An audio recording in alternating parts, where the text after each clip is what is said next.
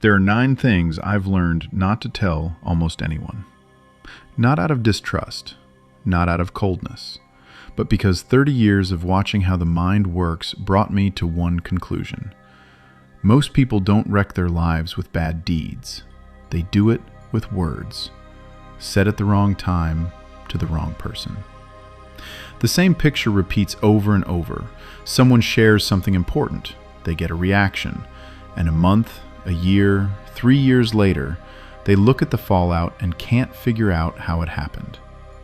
The thing is, words aren't just words. Every time you open your mouth and share something that matters, you hand over a piece of yourself. Sometimes that's right. Sometimes it's necessary. But in 9 specific cases, it's a mistake, and the price shows up later. I'm not going to teach you to be fake or to hide from people. I want to explain how the mind works, yours and other people's, and why it so often turns your honesty into a weapon against you. And at the end, I'll tell you about the one exception this whole conversation might really be for. First, never talk about your goals. That sounds strange. We were taught the opposite. Share your dreams, announce your intentions, commit to them out loud. But here's what happens in the brain when you tell someone your goal. Research by Peter Gollwitzer at NYU showed that when you say a goal out loud and get approval, the brain serves up a satisfaction almost like you've already reached it. The reward comes not from the result, but from the recognition. And your actual motivation to move drops. You've already collected your prize without doing a thing. That's the first layer. There's a second one, social. When you announce a plan, you invite people to take a position on it. And they do. Often a skeptical one. Not out of malice. Your ambition just gets measured, without anyone meaning to, against what the listener has or hasn't done with his own life. Your goal becomes a mirror of what didn't happen for him. And that mirror isn't pleasant for him to look at. So the questions start. Are you sure? What if it doesn't work out? And when something goes wrong, these people remember what you said, and you feel their eyes on you even when they're not in the room. Stay quiet about your goals. Let the results do the talking. Second, never tell just anyone your fears. I know how that sounds today when vulnerability has been declared a virtue. And it's partly true, in the right context, with the right person, at the right moment. But I'm talking about something else. About what happens when you lay your fears out in front of someone who's neither a close person with years of proven trust, nor a professional. A fear is information about your weak points. Hand it over, and you've drawn a map of where you're soft. And whoever gets that map instinctively gets leverage over you. He may never use it, but the leverage is there, and you feel it. And you quietly start avoiding that person without quite knowing why. And one more thing. When you put a fear into words with anxiety in your voice, you reinforce it. In neuroscience, this is called memory reconsolidation. Every time you return to an experience, you rewrite its emotional trace. Tell the fear with a tremor in your voice, and you've trained your brain to fear it harder. A fear shared in the wrong place always gets bigger. Third, never talk about your money. Not how much you have, not how much you make, not your debts, not a windfall. Mention you're struggling, and the person, even while sympathizing, revises your status. Every one of our brains automatically ranks the people around us, and money is one of the main markers. You've just told him you're lower than he thought. He won't notice it. You will. Say things are going well, and some people quietly start expecting things. Now you should pick up the check, help out, lend money. Others feel a quiet envy that changes the tone of conversations behind your back, and how much they even want you to succeed at all. Money isn't just a resource. It's one of the most powerful emotional triggers there is. Anxiety, envy, a sense of unfairness, the urge to control. In everyone, no exceptions. Your finances should stay inside until you consciously decide who to trust with them and why. Fourth, never take family conflicts outside the family. This is one of the most common mistakes. You fight with someone close. It hurts. You need to vent. You call a friend and tell the whole thing in the sharpest terms. The friend backs you up. Yeah, you're right. That's not okay. The conflict passes. You make up. But the friend remembers. He heard the story at its most poisonous moment, when your words were as harsh as they'd get. And now he carries an image of your partner, your mother, your brother, built out of their worst minute. That image doesn't fade. You made up. He didn't. A family is a closed system. Conflicts inside it get resolved inside it, or with a professional working with both sides, not with people who then have to live alongside your family, holding only your version in their heads. Let me borrow 5 seconds. I'd be grateful for a like and any comment. It really helps the video along. Thank you. 5th, never tell people what you think about yourself, especially the bad parts. There's a difference between healthy reflection and the habit of listing your weaknesses and insecurities out loud. This is a trap with a false bottom, 2 of them actually. The first one, people take what you say about yourself literally. You said, "I'm bad at this," meaning something hard and temporary. They heard a label. And the label takes on a life of its own. You stop getting called for the things that need a confident person.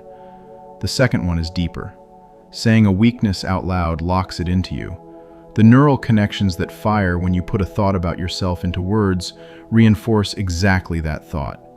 You're literally training your brain to see you that way. Staying quiet about your weaknesses isn't denying reality. It's refusing to give them more power than they've earned. 6th, never tell a third person what you think about a 4th. Seems obvious, gets broken constantly. You think you're just sharing an observation. In fact, you're starting a chain. The person changes how they act around the one you talked about, and sooner or later your words reach him, often warped beyond recognition after 3 retellings. Your opinion of a person is yours alone. Keep it to yourself. 7th, never turn your grievances into stories you tell. Resentment presses on you, looks for a way out, and the easiest way out is to tell it. But every time you tell it, you replay it. You live that moment over again, with the same pain, the same anger. You're not letting it go. You're rehearsing it. Studies show that retelling a painful experience over and over without the right therapeutic structure doesn't ease the pain. It cements it. A grievance deserves inner work, or work with a professional, not a turn as dinner table material. 8th, never announce your plans for revenge or for getting even. Someone hurt you, you're working out how to respond. Keep it quiet. A plan said out loud loses its force. The information spreads. A plan said out loud creates pressure. Now you're sort of obligated to carry it out, and that pushes you into things you shouldn't have done. And most of all, talking about your plans to get even locks you into the posture of a victim looking for justice. And that's a trap of a posture. Nobody grows out of it. 9th, the least obvious one. Never talk about the good you've done for others. You helped, you supported, you gave your time, your energy, your money. A real act. And then you tell people about it. And in that moment, the brain gets its dopamine again. Social approval is a reward. And something quietly shifts in your motivation to do good. Next time, you'll do it just a little bit for the story. Research on altruism backs this up. People who publicly report their good deeds do them less often over time. The need for recognition is already met. The brain got what it wanted. And there's something older than any science. Many spiritual traditions carry the same idea. A good deed done for show loses the most essential thing about it. Its value is inward. Put it into words, and you turn a gift into a transaction. I did this. Now you owe me the credit. Staying quiet about the good you do is a way to keep the capacity to act from a real inner motive, to stay a person instead of a character managing his own image. 9 rules. Behind them is one idea I call psychological sovereignty, authority over your own inner territory. But here I have to be honest about the other side. Because if you walk away from all this thinking, close yourself off from everyone and tell no one anything, that's not strength. That's loneliness. And a person wasn't built to live holding everything inside. And here's the subtle part. Everything I've talked about is about what shouldn't be carried out into the open. Goals, fears, grievances, wounds. But that doesn't mean you have to carry them alone. It means real openness has a right place for it. There's a difference between venting and bringing something into the light. Venting is dumping your anxiety onto another person, infecting them with your fear, collecting some cheap approval, and walking away. After that, the relief usually doesn't last. Bringing something into the light is different. It's when you open up not to chat, but to take what's weighing on you, together with one or two people genuinely close to you in spirit, and turn with it towards something larger than yourselves. I've seen it many times. When a person puts a fear into words not as a complaint, but as a kind of appeal, calmly, in confidence, next to people who won't use it against him, but will carry it with him, the opposite happens of everything I've described. The fear doesn't get reinforced. It dissolves. The weight doesn't pass to the other person like a contagion. It splits between two and gets lighter. There's a very old observation, thousands of years old, where two or three come together with the right heart, turning toward the one who's greater than they are. A strength appears that a person doesn't have on his own. I won't try to prove it. I'll just say I've seen it in life enough times to take it seriously. So the silence I've been talking about across all 9 points isn't about locking yourself away. It's about no longer scattering your most valuable things just anywhere. And the most valuable things, carry them where they'll be received with respect. To one or two people who are near you for reasons other than curiosity. And, if you're open to it, to what's above them. Short summary. Goals, fears, money, family conflicts, your opinion of yourself and of others, grievances, plans to get even, your own good deeds. These are the things almost no one should hear. Silence here isn't coldness or cynicism. It's self-respect and a clear-eyed sense of how people are wired. But silence isn't the same as loneliness. Openness has a right place. There's a difference between venting and bringing something into the light. The first infects another person with your weight. The second splits it and lightens it. Trust the most vulnerable parts of yourself not to everyone, but to one or two people close to you in spirit.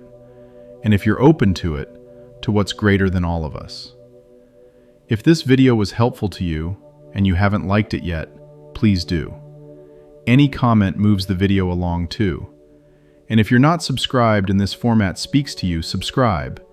There will be more calm, to-the-point conversations like this here. And if you're thinking of someone right now who you feel these words might reach, send them this video. Until next time, my friends.